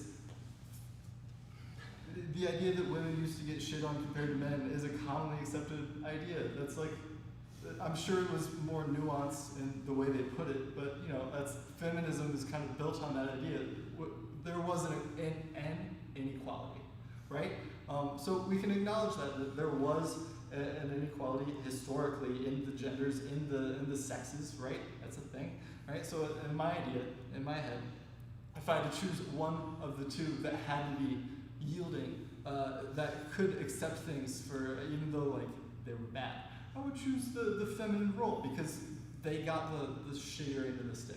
Whereas the men, right? The idea of men, I think, is this idea that like if something can be improved, if something can change, it should be changed, right? Like men change things for the better. I'm not saying that women don't change things for the better. I'm just saying if we're looking back at like historical roles, that's how I would describe it, right? That is my view on the situation. That is, if I were to tell people what was going on in feminism and gender roles and stuff, that's how I would describe it, right? I'm not saying there aren't, exceptions to all those things, but that's like my general way of looking at things. And then when I'm trying to describe jiu-jitsu, like that's, what I'm trying to do. It's just trying to apply those ideas to the thing, to have a conversation. I don't know. I guess I kind of just don't feel like I need to bring any of the gendered stuff into it. I don't know what it adds. Now you're saying that it adds kind of simplification, like people understand it, right? When you say this, they have that. Maybe. It'd be Maybe. useless if you didn't understand. No, but if you just talked these about things. accepting or yielding, you said, well, this, his style is more flowy. He's like more accepting of the positions, using the positions against the person, more of a countery, more of a, you know, like, But I think everybody I understands wouldn't what be you able said. to reference this conversation later on without having to use all those words for those ideas. Yeah, but I mean, again, But that's problematic. I think, you know, I think of like, Jeff Glover is like, he's really aggressive. Yeah. He's really aggressive. Like it's funny because, to me, He's not. you can talk about, He's so aggressive. man, he's a finisher, man. He wants to finish. When he gets something, He wants to does, finish. But He he'll is like, hunting he'll wait for you to finishes. go after him. Yeah, no, he'll invite you in. Yeah. To That's trap you. That's what I'm talking about. But, you know, like, yeah, like sure. there are guys. There are aspects of his game that are not. But I think of him, I love Jeff Glover because he is a finisher. Yeah. Like, I think, you know, the one thing that I like about Jeff Glover, maybe the most, is that I get the sense that he would rather win a match. He'd rather lose a match that he was going after a submission than win a match based on points. And I could be totally wrong. I think the best people in the world have both of these ideas, both sides, both hot and cold, whatever you want to call them. I don't know that The I've best ever- people have both of these in their game, and they're able to, you know, use both at the appropriate time. But you know, I think some like sexuality, the Kinsey scale. That's a thing. That's science, right? Some people are like hella gay, Wait, what and some scale? people are really straight. The Kinsey scale. Is that still good science? I mean, that's from like 1950, isn't it? Hey, find something to replace it. I don't know. I haven't heard anybody but you. But it's like quote this. you know, you like fall on. He did that research at my alma mater, so that's why I know about it. I actually took a tour through The Kinsey Institute? yeah, it's pretty cool. But yeah, it's like I think like it's not just black or white. It's a scale, and people fall on I the think scale. we can have I think Jeff is more on the intuitive side, and I think Kyle is more on the. But I'm not saying like Jeff is so bad, or Kyle is bad. It's, you know, if I were to compare them and try to describe them in a useful way that you understood, that's how I would do it. Yeah, but I mean, I understand what you're trying to say, but I actually don't agree with it. Oh, okay, that's fine too. Right? Okay. Like, I wouldn't say, I don't like, care if you. I don't need you to agree. I just need you to understand. yeah, but if I don't really agree with, like, the labels you're putting on that, I don't really understand what you're trying to say. Oh, then you don't understand. I mean, I kind of understand what you're trying to say. Do you? Maybe. It doesn't seem like it. I might. Oh. I mean, to me, you know, if you're having a discussion about two people, right, doing jiu-jitsu, I mean, I can look at Jeff Glover and I can describe to you the qualities that I admire and the qualities that I think are less than optimal, right? Or what I think really works well for him and what doesn't work. I'm not saying either of these things are good or bad. I understand that, but then I just don't understand why you need to bring it up. Like, why is that? We don't have to talk about anything. Like, we're just No. I'm here. not saying to talk about the stylistic differences of any or characteristics of anybody's. No, are you asking me like why? No, I'm saying the why. Conversation up? 'Cause- Well, I mean, I guess we're just going in circles because I still don't see the usefulness of assigning, you know, culturally freighted I don't get like you concepts spent the to first, jiu-jitsu. You spent the first part like disparaging masculinity. Like I didn't disparage masculinity. I just was amused by your definition of masculinity. yeah, I definitely didn't agree with that. No, you definitely went on. No, maybe not definitely. The way I heard it was you went on, and you know most of the things that you said about masculinity, you were not positive, right? You're so Really? easily. What did I say? No, I was saying that there was a performative masculinity, right? Like the performative alpha we don't have masculinity. to re-go over the entire conversation. I'm just telling you the vibe that I got, the feeling that I got was that you have negative things to say about masculinity. Not at all. Okay. I mean, I guess, I don't know, like, I think what I stumbled over with the idea of masculinity, like we all have an idea of, like, what alpha, right? Like, there's the what's the word I'm looking for? There's the, not quintessential, the stereotypical idea of masculinity, the man's man, right? The alpha man, right? Yeah, like and, when you did and I that kind of whole thing, that was- caricatured it, Yeah. right? Because there are people who kind of are performing their masculinity in that way. You know, some more convincingly than others, some more unconsciously or intuitively than others. It's not an act. I'm not saying they're pretending, but there's a But why can you performative talk, code that why they're. can you talk about these performative actions like they exist, but suddenly like you don't understand when I use them in this context? No, I'm not saying I don't understand them. I'm saying that Is I it don't just- think they're that is it useful the to me. femininity part? Like, is it okay to associate aggression and negative, like angry, like force things with masculinity? But as soon No, as there's I a lot of start very talking aggressive about- women too, right? I mean, I think these kind of like gender categories are very fluid the these fact days. that you're saying there are a lot of aggressive women too is that whole idea And is very based passive on the men. idea that there are very few, not very few, but there are less aggressive women than there are men, right? You're saying they exist, like yeah, but like you're saying that because the main idea is that there are fewer of them. I'm not saying that they don't exist, but like by you saying that, you're acknowledging that there are fewer of them. Well, you still have the same. You have women who are performing their femininity Yeah. as over the top as the men. They're Yeah, alpha females, great, right? Okay. So? Well, all I'm saying is that when you look at, these, like, when I ask myself, what does it mean to be a man? What is masculinity to me, right? My sense of it is that it is a set of behaviors, right, that fall upon a spectrum that we've assigned to, these categories, right? And you can't describe any of these behaviors to me? You could certainly describe them, and I think I did in my caricature. But at the same, but in the next breath, I said there's a lot of people who are masculine who don't perform that way, who are not like that at all, right? And I don't question. Wait, what? I'm saying like there are people who aren't like the stereotypical beat the chest, right? Alpha male, maybe beta, maybe gamma males, if you want to go down that far. Maybe omega males. I don't know. You're just categorizing different types of I'm saying you can look at I don't necessarily look at it this way, but you could assign like a spectrum. And you could say like, okay, here are the alphas over here and the omegas over there, right? And, these guys are more quote unquote, whatever we consider the categories of masculinity. And here are the guys that are more shading towards femininity, right? And you can do the opposite with the females. What are the things that you would associate with masculinity again?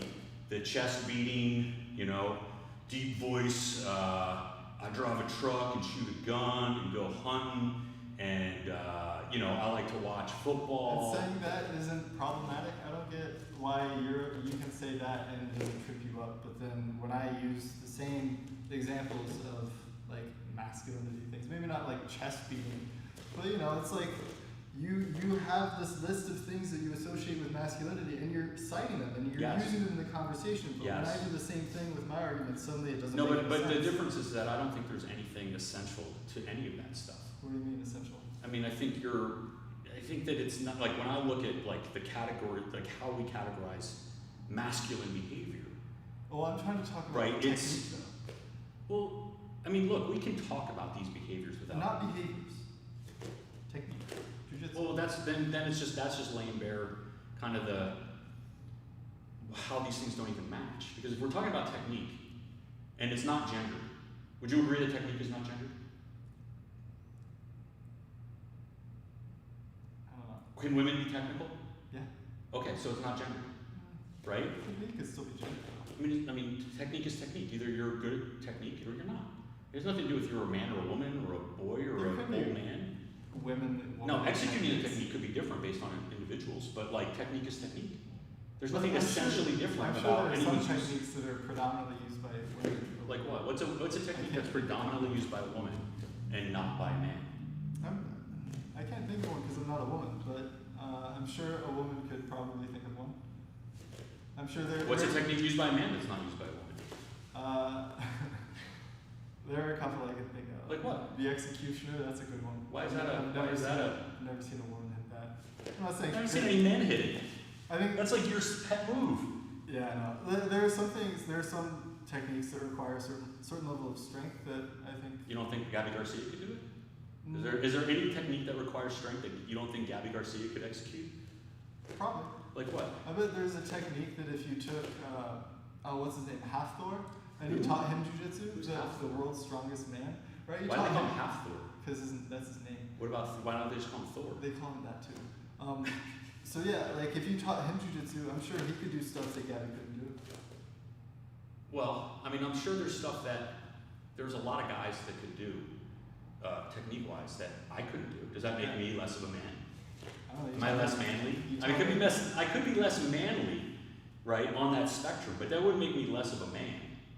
I don't know. I think we're diverting here. No, I mean, it's kind of like underlining or emphasizing kind of the arbitrariness of any of It's these not labels. arbitrary though. Like there's a lot of women. No, like women and men. I'm not saying that they like inherently do different jujitsu, but women roll differently than men. That's a thing that happens. Yeah. Like my sister got me into jiu-jitsu. Because she was the smallest person in the room, and because she was the weakest, and that was a result of her being a woman, right? Her jiu-jitsu was very different than everyone else's, like very defensive, very reactive, very That's my sneaky, jiu-jitsu. very tricky. That's right? my jujitsu. Okay. Because I was the weakest and the smallest person at Henzo's. Maybe not the weakest and the smallest, but Great. one of the weakest so and at smallest. Henzo's, you were closer to the So feminine role. I'm less of a man, is that what you're saying? No, I would say Am I less at masculine? Henzo's, your role would be closer to that of femininity. I think you'd be on better ground if you said that in general. I mean, you have to qualify Like, this I thing would because actually say that there 'cause I are was lots of there. women who And you're roll just very making it aggressively using a lot of strength, and there are a lot of men who roll very passively or run more of a counter game because they're not as strong. Mhm. But I don't. But if you took a big mix of people and had them all train together, and you tried to describe their jiu-jitsu afterwards, right? Like Yeah. like 50 men, 50 women. Yeah. The women's jiu-jitsu would be a little different than the men's jiu-jitsu. I don't think that's true. Really?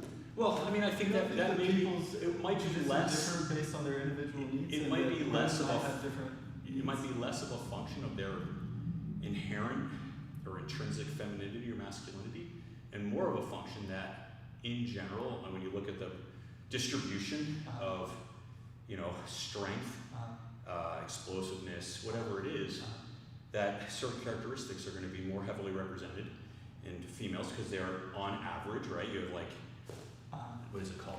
The sexual dimorphism on average, right? Like women are going to be, if you had 100 women and 100 men just randomly assorted, this may not even be true, but that generally the 100 men that you just randomly assembled would probably be stronger, bigger, right? Just physically bigger and stronger, right? But not every man would be bigger than every woman, and not every woman would, right? So I'm saying there's variations here. So there's styles. I think when you look at generally, right? Like now, if you go to Gabby Garcia's gym, she might be one of the largest people in the gym, and so her style is going to be very different than if she were like her sister who goes and she's the smallest. Yes. Because in general, the women who come and train are in general going to be smaller and weaker than the majority of the men, right? They're going to develop a certain style. That's not because, now, you could take a similar example. You just say, well, I'm just going to get a bunch of smaller guys and I'll sub them in. Like we have this experiment. Take all the women and put smaller men in the same kind of, like they have the same strength and size ratio that the women have. They'll probably develop a very similar style to the women, right? And vice versa. And if we took 10 But that's not women inherent to their their- same size, those women are going to develop a style different than those people because they're weaker. Wait, say that again? Like everyone has a different style based on their individual needs, right? Women tend to be weaker, right? Would you say that that's true? If you were to choose a random woman and a random man, which would you bet if you had to bet? Well, that's tough.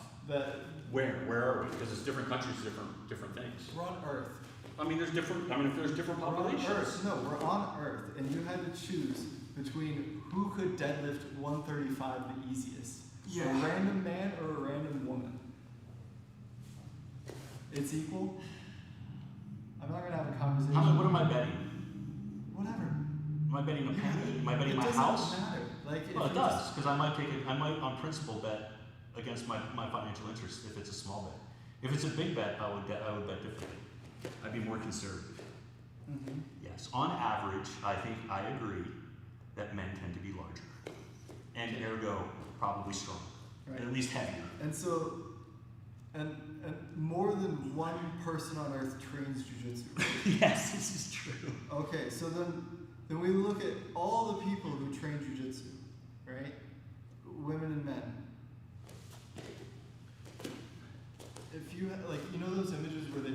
40 baseball players and they superimpose them on each other and you get like what the average baseball player looks like?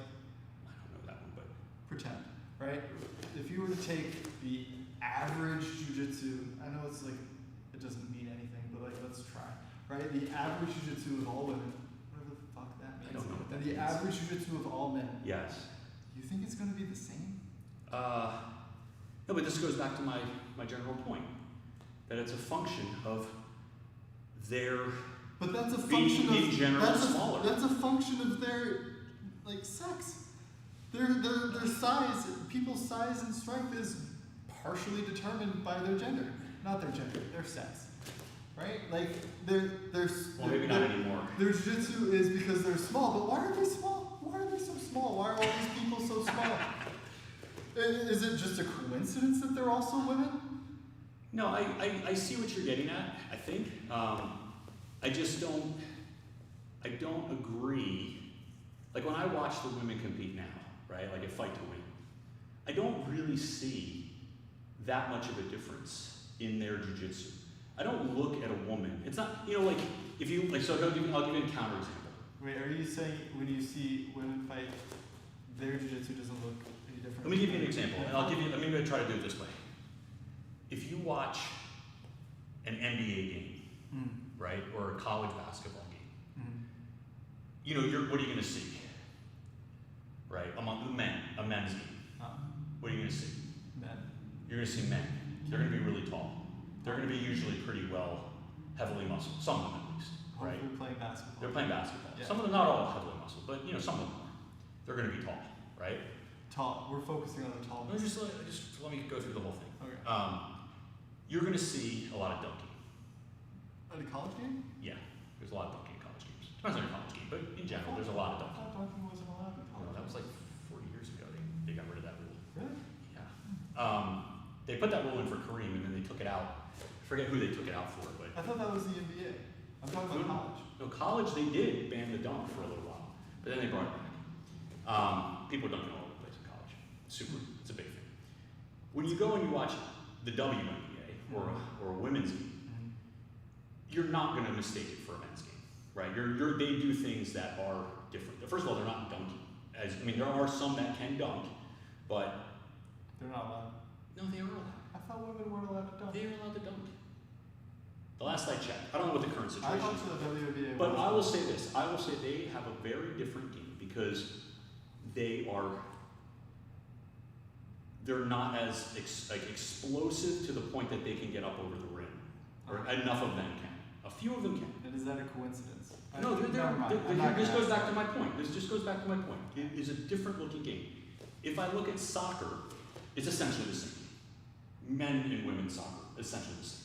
Even though men are bigger and stronger and faster, in general, than the women, it's essentially the same game. If you could just use CGI and just make genderless people playing soccer, you probably couldn't tell the difference. As to if the men or the women. Really?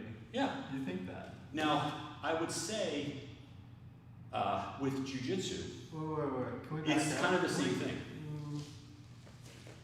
Yeah. No. I mean, maybe Women and men's soccer I know a looks little bit. the I'll same. admit, It's I the know same. more about basketball than I know about soccer. But when I watch soccer, I'm never struck by the difference in what they're actually doing, as I am with women's basketball. And I don't mean that as a slight on women's No, that's basketball just at a- all. that's They're a- amazing, but it's different. It looks different. It's a function of you not understanding soccer. I will admit that. That may be true. Your But my basketball point thing that I'm just- coming back I feel to- like the basketball part just. But the kinda point that I'm proves coming the back to is that when I see women doing jiu-jitsu, Mhm. I don't see them doing really anything different Well, than it's what not, the I'm men not do. saying it's not like they're doing women jujitsu. It's because women tend to be smaller and they tend to do different stuff. Well, when it's they're the going, same. Weaker men tend to do weaker stuff. yeah. Yeah, that's Yes. true. It's just that. But what I'm saying is when you take the kind of the size difference out, right? If you just have a woman that comes into the school, right? You take a woman off the street. It could be anybody, any woman. In general, she's smaller than the rest of the people because they're all mostly men. We have 95% men, right? And so not all men are bigger than that woman, but the majority of men are bigger. That woman is going to develop a different jiu-jitsu, Yeah. right? Because there's going to be a huge, not just a skill disparity, but there's going to be a huge strength disparity and size disparity, right? I don't care if you're a woman or a man. If you are giving up significant size and strength and experience, you're going to develop a very different game than if you're walking off the street, you're the biggest dude in the room, right? If you're Casey, right, and you're the biggest dude in the room every day, your jiu-jitsu is going to be different. Not necessarily better or worse. It's going to look different than the person who comes in who's 120 pounds, right? But how many women walk in and they're the biggest person in the room? very few. Very few. Almost zero. But my point is that when you take away because you're trying, like from what I understand, you're trying to make the argument that there's like kind of like a women's style of jiu-jitsu and a male style of jiu-jitsu, and if that's what you're saying, then what I'm saying is when I look at women competing against other women, that I don't see any difference. If anything, I think they're more technical, right? But not always, because there's a lot of like I don't want to insult Gabby Garcia, but she doesn't display a lot of technical. It's a lot of strength is what I can see, but maybe that's just a function of she's a lot bigger than her opponents. And maybe I just can't see the technique as clearly as maybe that her opponent is feeling it. But my point is merely that I don't think that there is actually a difference when you control for like the size So you differential. can't control for size. Well, you can. Unless You can. Unless you take if you take a person and you like, let's say you take like a 100-pound person and you only let them train with 100-pound people, yeah, maybe you have an argument there. But no, that's not how people train. Like there are very few women-only jiu-jitsu gyms. Almost, I can never. Well, in Abu Dhabi, or no, in Israel. I'm sure there are some. Yes. Just like there are exceptions that you're finding every time, right? It's just. But you know what I call that? Because I think you're right, there is a difference. But you know what I call it, and I think what most people call it? Small person jiu-jitsu. Yeah. And that's what, when people talk about Bushesha, when they they talk about Bushesha, they say the amazing thing about him is that he plays small person jiu-jitsu. He has lightweight jiu-jitsu, even though he's a heavyweight. Okay. So, again, this is just an example of like, you can choose the labels you want to put onto things, right? I don't think there is an inherent intrinsic female jiu-jitsu. I think there's small person jiu-jitsu. I'll agree with that, for sure. Why would you think that there's an inherently small person jiu-jitsu? Because when small people do jiu-jitsu, especially when they're doing it against bigger people, they're going to necessarily adopt a different style. They're going to focus a lot more on technique than your average big person who doesn't need to focus on technique. At least in the beginning. You can say the exact same sentence about women. Yeah, exactly. That's my point. Yeah. I don't need to talk about women or men. I can just say small and big. But not all. That's what I'm saying. That's exactly my point. But not all small and you would people. understand it. No, not exactly all small people are yielding and weak. No, I didn't say that either. So, what are you saying? Like, what is small person? That we can talk about these things without gendering it in any way. I can talk about, you can have small aggressive people. I think Kaitera is very aggressive. But I'm not talking about He's still size. a small person. Size isn't, we're not talking, we're not I thought your whole point was that size mattered. What? We're talking. Because women are smaller. So No, let's talk about women jiu-jitsu. That was an example. That wasn't the reason why I was using the word in the first place. Well, then I don't understand why you're using the word. And that's my point as well, that you don't need to use the word. You don't need to use any words. No, you have your pick. You can pick a lot of different things and I- still make I sense to people. picked the ones that should have made sense to you, but I'm still baffled as to why you can't follow along. But I can follow along. I'm just saying you can okay, have a choice. then why? If you follow along, that's the point. If you have a better solution, use it. Well, I just did. Small person jiu-jitsu. That doesn't encapsulate the idea that I'm trying to get. I don't know what you're trying to get to. Because then. small doesn't have anything to do with intuition. Well, what does intuition have to do with anything? Because the idea that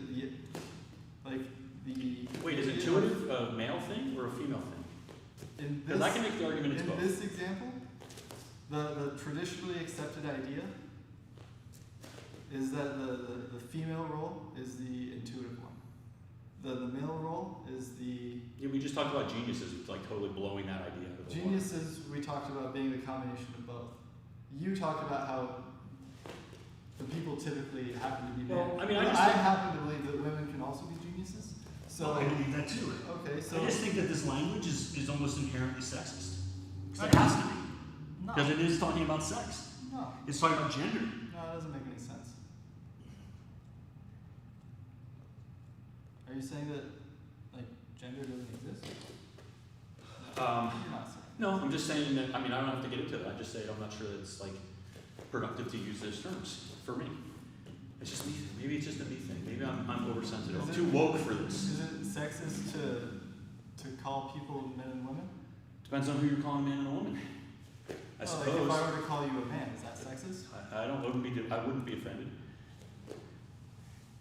Then why were you offended? But if you by said, all this? but if you said to me, I think your jiu-jitsu is very feminine, I might get offended, That makes sense. right? I Yeah, might be especially- like, what are you talking about? Especially if you haven't had this whole conversation with me.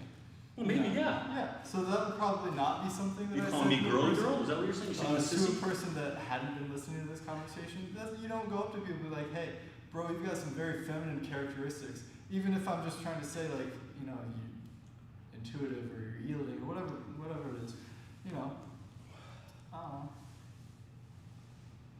I think hot and cold doesn't really do it. It kind of doesn't, but I don't know.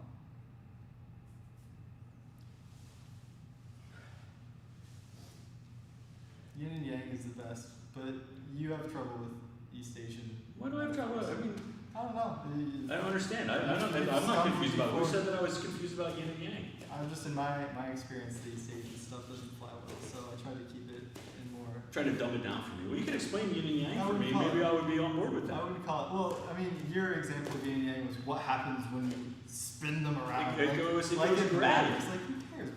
What does that even mean? What are you trying to say? If you're going to use a metaphor to describe something that actually exists in real life, it should be a good tool. It should really try to like match up with I feel what you're like- trying to describe. No, when you say what happens, Is maybe overly simplistic, overly simplistic. right? Okay, so are you saying in terms of just jujitsu, or like I think it's, if you want to categorize things, right? I think maybe that is, I don't know. I think these concepts, these archetypes are very useful for telling stories and creating myths or describing myths and Isn't that what stories. we're doing? We're talking about jujitsu. Like jujitsu doesn't exist in the real world. It's a story. Like it's this floating thing that exists in our brains. What's nice about it is it's not a person, so you can call it masculine and feminine, and no one should be offended. I don't think I'm offended. I don't think it's helpful. I think you're. Even if you were to describe it, I mean, yin and yang maybe is a little more helpful. I think because those concepts are a little But less yin and loaded. yang is historically associated with That's men fine, and women. but we don't. So So what? I use men and women. It's the same. It's the same metaphor. You just don't like the language, and it's Maybe fine. not. I mean, I'm actually, now that I think about it more, I mean, I guess you could. It's a good starting point maybe to say like, well, these are opposites, and then trying to like talk about it. But I don't know. Whenever you start talking about these opposites, the more you talk about them, the more they kind of blend into each other, right? I disagree. So, I don't think light and dark blend into each other. I mean, you have Twilight. That's kind of like light and dark. It's not really blended. I mean, is it light and dark though? Is it anything useful? Like, how would you use that? Like you said, there are these opposites. Like, give me an opposite in jiu-jitsu. Like, give me the opposite that you were trying before I hijack your. I mean, for me, it would be the approach to training, right? For me, the masculine would be to sit down and study a book about something another guy had written and told you about how to do this thing more efficiently, how to do it better, how to improve yourself, right? That's the masculine approach. The And why is that masculine? Why does that make it? Can Why does it? Can I tell you the other example first? Okay, go ahead. All right, so then the other example would be the intuitive approach, where you don't study, you learn by familiarity, you learn by experience, you learn by, by blood, basically. You do the thing you learn. And I'm not, again, these are just ideas that aren't applying to people. These are archetypes. I don't make the archetypes. These are what they are. Well, they are what we use them to be. I mean, you could say I don't that think other that- people I don't use think that's them. how archetypes work. Like, archetypes are supposed to be like concrete for cultures. Like, They're not though. They're but absolutely they not. are. They're not. Like, no, like the Who says that? no, like Who Jung. says that? Jung. Like the idea is that like some Who practices Jungian psychology today? We're not talking about psychology. We're talking about like Jung was a narrative psychiatrist or a psychologist, wasn't he? Wasn't he Freud's student? I'm not saying that he wasn't. Okay. forget where it was. Where was it? Archetypes. Archetypes are concrete in a society. Not concrete, but they have existed in. The archetypes don't change every 100 years. You know, like the snake archetype, right? Like humans have been afraid of snakes since we've existed, right? Like that has been a long-standing historical archetype, like since forever, right? Like that's ingrained in being human, right? So like that's what I'm talking about archetypes. I'm not talking about like a metaphor, right? I'm talking about something that is deeply ingrained in culture, so that it to the point where it cannot be altered, right? Like that is what I think an archetype is. You know, like vultures above the battlefield. That's an archetype, right? The idea that when you see vultures, it's coming death, right? Because war has happened to people like for forever, right? Since people have existed, we've been killing each other, right? So to have birds fly overhead has been an image that has been ingrained in our culture since forever, since we've been killing each other, right? So there are these images that I'm trying to reference that have been around since people have been around, and I think to be like, that doesn't make any sense. Like some women can be aggressive. Yeah, great. Like that's not the point. Well, I think for every archetype that you could describe, there's probably an opposite. Yeah, there's a human out there who defines. No, I'm saying like for the snake, which you reference as an archetype of some sort of fearfulness. There are a lot of cultures that think of the snake as symbolic of rebirth and the cycle of death and life. That it is the eternal cycle, right? The snake eating its own tail, right? It's not always a negative connotation. Snakes aren't always negative. Depends on your culture, depends on your time, right? Different societies have definitely I don't know about the interpreted these. I feel like the snake one is like universally a negative one, but I could be wrong. I've heard the snake eating its tail. We Americans have "Don't tread on me." Great. You know, I'm talking about like the snake. That's a good example. The snake archetype, right? Like the monster archetype, the what kids fear in the dark type archetype. That thing waiting in bushes in the dark, like waiting to kill you. That's the snake that I'm talking about. That's the archetype that I'm talking about. Yes, I'm sure the snake image has been used countless times throughout history, but the specific that I'm thinking of is that one. But yeah, I don't know. Archetypes.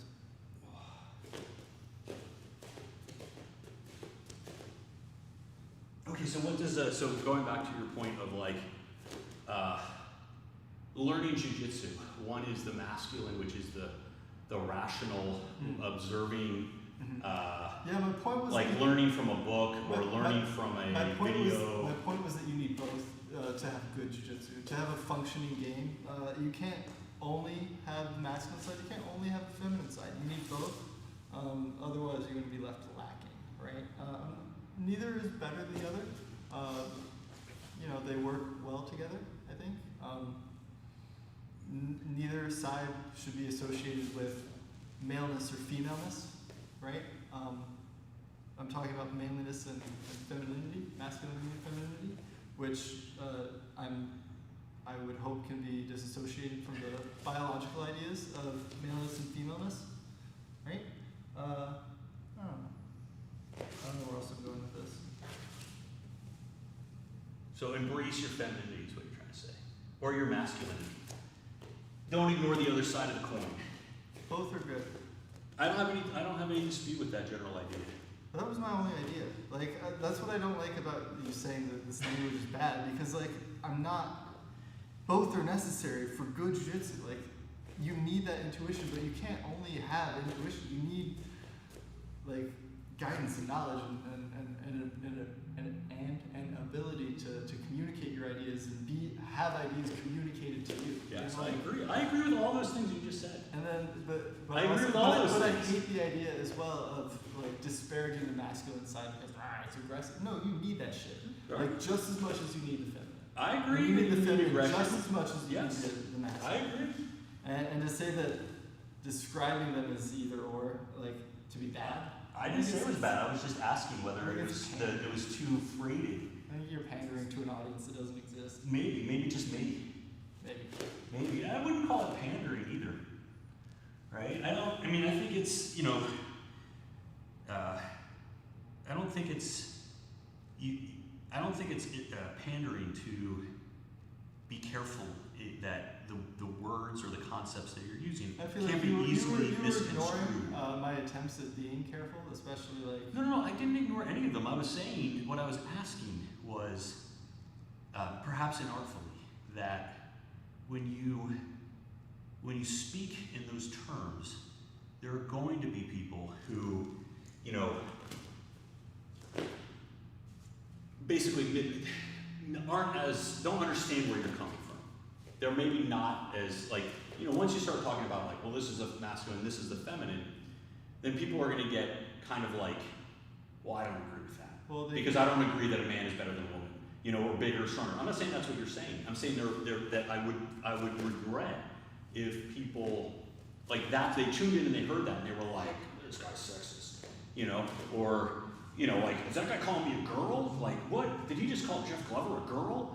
You know, like, it's, you know, I'm making, like, look, I'm going to exaggerate to make my points, of course, but I don't think it's, I mean, I'm not just trolling you. I mean, I'm trolling you a little bit, but I'm not just trolling you for just the pure sake of trolling you, which is fun, I will admit, but I do have a sincere concern with, you know, not stopping people at the gate with language that, if taken maybe out of context of a larger discussion, I don't know, I take will language very seriously and I try to choose my words as carefully as I can. Well, I would say just be careful with, if you're going to use that, to really like emphasize that you're not, you know, that you're totally woke, and that you don't, you know, you don't assign any actual essential female or male characteristics to any of these concepts. You're just using them as an archetypal shorthand. Sure. For the convenience of the discussion only purposes of these views do not represent the views of I don't even know samurai how you would Brazilian Jiu-Jitsu. construe the views to apply them. I describe masculinity as pointy. Like, I wonder if anyone's still listening to us. I'm sure they turned off a long time ago. They were smart. They were like, we're out of here. Oh, no, let's see. Let's see if anyone's still here. Yeah, Connie's gone. She was gone 15 minutes ago.